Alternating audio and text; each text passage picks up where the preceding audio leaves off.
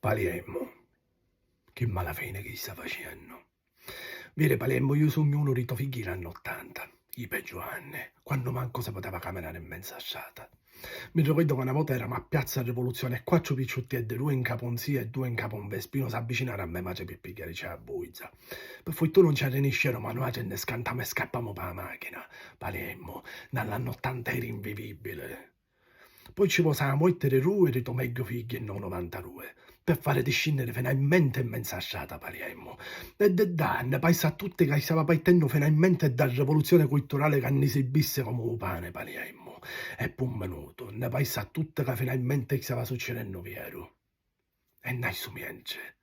Che successe Palermo? Sai Palermo, perché voi siete tonti e non adunate, ma i topi ciuttietti pure che di chiunniche vanno facendo i grandi in mezza strada con un ferro in sacchietta. Lo capisci? I picciotteddi ne escono da casa già con un ferro in sacchietta e uno che ne esce da casa con un ferro in sacchietta.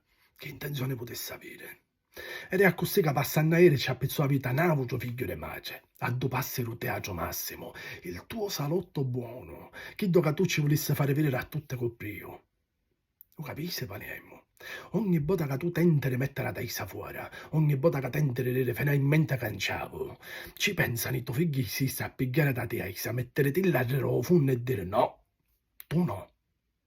E noi, c'è, palermitane di cuore, palermitane buone, lo sappiamo un so così, e sappiamo pure un so che potessi essere. E casule, una ferama a nascere di scagliona, una ferama a crescere, e manco una ferama a dire finalmente potremo canciare. Palermo.